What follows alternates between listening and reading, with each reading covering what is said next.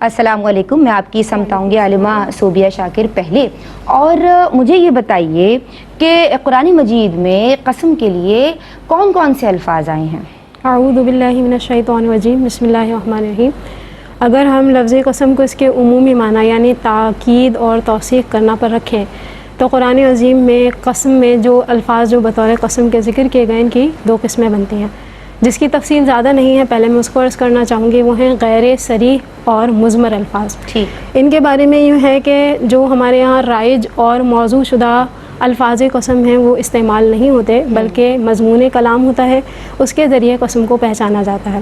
اب یہ اتنا آسان کام نہیں ہے، تو لہٰذا اس کی تحقیق، تلاش اور جستجو کے لیے بہت زیادہ، یعنی اس کی معرفت کے لیے ہمیں یہ تمام چیزیں تحقیق، تلاش اور جستجو درکار ہے۔ جہاں تک ذکر کیا جائے کہ جو الفاظ صراحتاً موجود ہیں جنہیں صریح اور ظاہر الفاظ کہا جاتا ہے، تو یہ الفاظ جو ہیں تینوں طرح کے ہیں، کیونکہ لفظ کی تین قسمیں ہوتی ہیں، حرف، اسم اور فعل، تو تینوں طرح کے الفاظ قرآن کریم میں قسم کے لیے موجود ہیں۔ اگر حروف کی بات کی جائے تو با، تا اور واؤ، جس میں سے واؤ بکثرت استعمال ہوا ہے، والفجری والضحیٰ واللیلی اور وغیرہ وغیرہ، بہت سارے الفاظ اس میں استعمال ہوئے ہیں۔ خصوصاً جو ہے وہ 30th پارٹ جو ہے قرآن کا، اس کے اندر بہت زیادہ ہمیں الفاظ ملتے ہیں قسم کے۔ اس کے علاوہ اگر ہم اسم کی بات کریں تو اس میں لفظ یمین یا یمن یا ایمن کے الفاظ یہ بطور جو ہے وہ اسماء کے، اور اسی طرح لفظ امر کا لفظ بھی بطور اسم کے استعمال کیا گیا ہے۔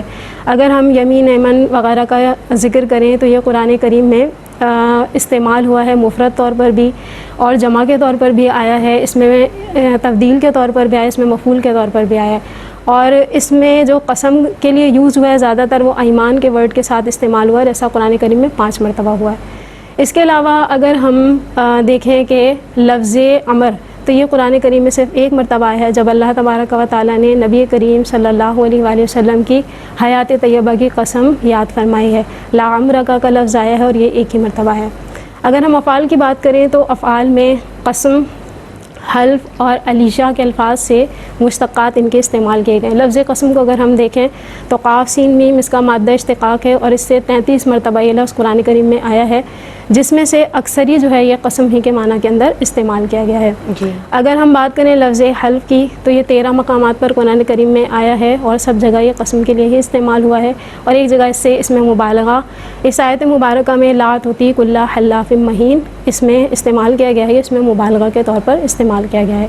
اگر ہم لفظ علیہ کی بات کریں تو یہ لفظ بھی قرآن کریم میں ایک بار باب فعل سے اور ایک بار باب افتعال سے 2 مرتبہ استعمال کیا گیا ہے۔ تو بحث شاید مشکل ہو، عوام کے انٹرسٹ کی نہ ہو، لیکن یہ ایک تحقیقی چیز تھی۔ سوال اچھا تھا، تلاش کرنے میں مزہ آیا۔